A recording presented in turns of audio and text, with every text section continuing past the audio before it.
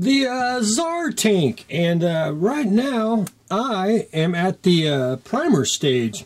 I went back in and super glued most of what I could on the photo etch wheels there, and I got most of it. What I'm going to have to do next is after I get another round of primers, I'm going to go in with a little bit of tulip and just basically make a bead on the edge here, because you can see where it kind of goes through. And I'm just going to do a little bit of tulip, and I think that'll cover it. That's about the best I can do on the wheels. If I had to do it again, this would go, I'd go to the craft store, try to find the wooden looms, and do it that way if I ever had to build another one. I think that would be much more simplified than a three-piece resin kit. But anyway, that's another story. But it looks good no matter what. Went in with primer, and you can buy sandable primer at Harbor Freight. You can buy filler primer, and this smells and acts like Mr. Surfacer if you ever use that. So it's not too bad. It goes on real good. If you see right there on the front, see how it's kind of miseven? That's how the mold. Do I have a mold handy?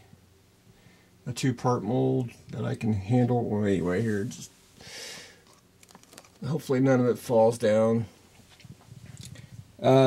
Basically, when you see something like that on a resin kit, it's actually like, I hate to do this, but it's actually like combined together, and the resin seeped on the inside, and it's clamped down good, but it's just it's seeped in, and you get basically I want to call it a two-tone.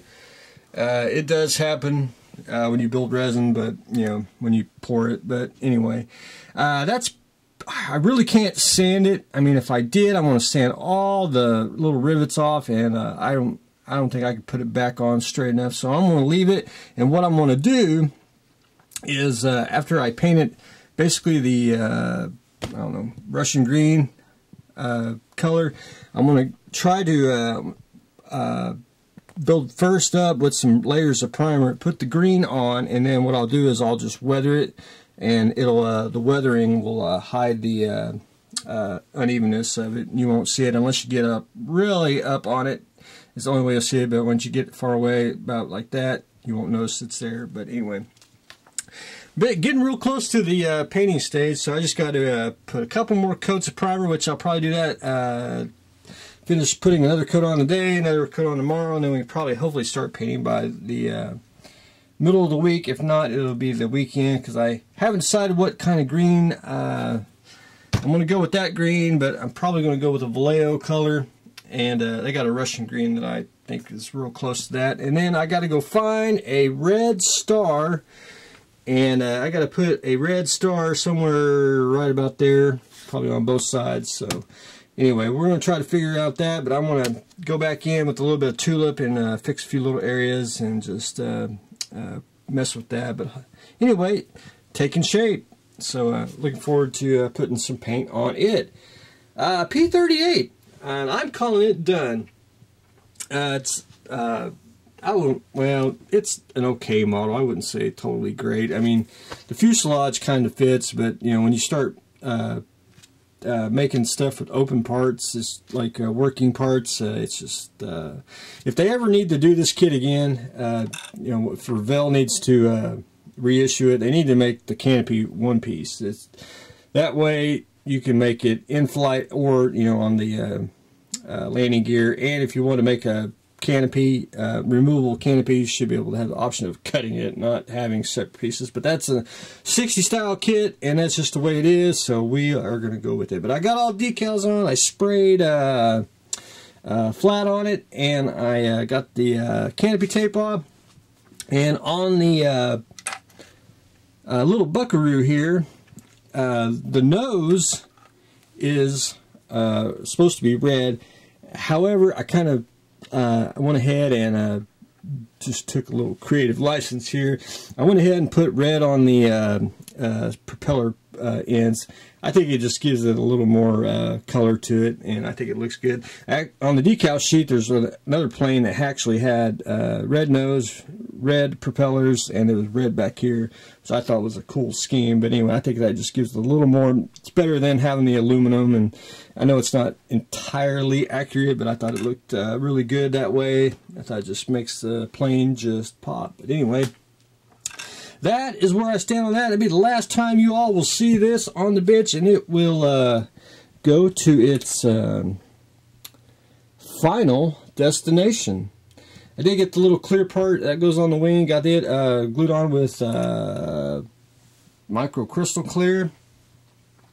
So I'm going to get that off the workbench. I'll have that shipped off, and I'm probably going to wait about a week before I start another plane. I want to I don't want to have 3 projects going. I want to have that painted, start painting, and then I can work on the NASCAR, and I got to do a little bit more on the Viper, which I did. I did get the top tail section cut out for the Viper. So I'm basically cutting everything, sanding down, and then taking pictures. And then I want to get a little more started on the kit so I can take more pictures and write my article, which I'm just about started writing a quarter of it on writing about the Scarlet. But anyway, the NASCAR, and I can't remember what I left off. I did get the basically my assistant got the cockpit. You know, I've been building planes and ships. The inside of the car here, I got it all primered, got the steering wheel in, got the motor all basically assembled. I got to put I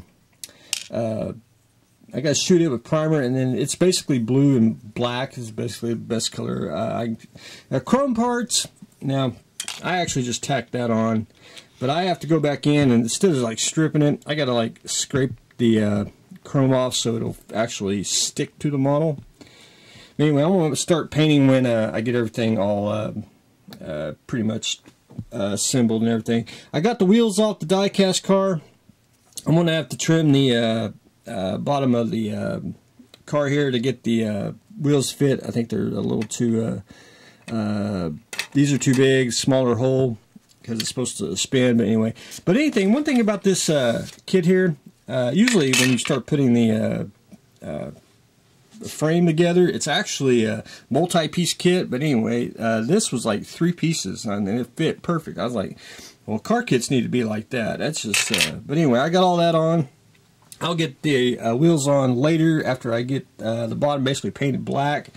For the car body, I filled in the turn signals both sides. I'm just waiting for the putty to dry, and then I'll probably sand it. I got to sand the bottom here. It's actually got like a I don't know, a ridge. I can't remember exactly what it's called, but got to sand that all off, get that smooth. I cut the door handles off. I just need to sand them down just a little bit. There's actually a if you look at the photo, it's kind of like a flat plate that goes over it. And I got the back on. I had to scrape the chrome off. I know why they put chrome on, because it's just you know, the way it is, but I don't think they should. On the car itself, it's actually, I'm going to take some styrene and cover this, and the license plate up. And that's basically how they did it with sheet metal, if you look on the back of the car here. But anyway, that's pretty much basic construction on it, and I just got to sand, so we'll start sanding next week. I did get me some fresh sanding sticks so we can go to town on that. But anyway, the interior, the seat right there, it is checkered, but no, it's not, and I will show you. Let's go over here to the internet. We must thank Al Gore for that. If you look at the seat, it's actually painted black. And of course, if you look at the interior, you know, it's all petty blue. But the seat's black, the back's black, but the checkered here, I'm not going to be able to exactly make this pattern. We're kind of going to have to cheat just a little bit at 1/25th scale. So it'll be real close, but it won't be exact. I can tell you that right now.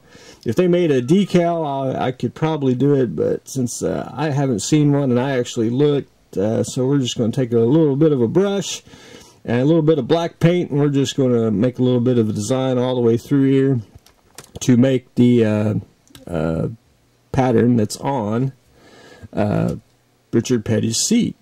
This one, and we're going to add the little peace sign that goes on the back. It's going to be real close. I don't know if I'll be able to do it round. It'll probably be basically a flat piece of plastic, and I'll just cut it all out, cut the peace sign, and glue it in there. Because once you, to really be honest, once you get it in the back here behind its seat, you won't really see it, especially when you get the fuselage on there. So it'll be real close, but it won't be round. But anyway, that's something that you just don't see in a models, just the little details like that. But anyway, that's pretty cool. So we're going to add that, and slowly but surely we'll get the basics done on the car here, and then we can start basically doing some painting and get it assembled as time permits. Maybe that's what I've got going on today. I'll probably have a shed update so everyone can see that, and we are doing some body work on the Petty car. Finished up the P38, and we have primer duty on the Tsar tanks. So stay tuned for the next exciting episode.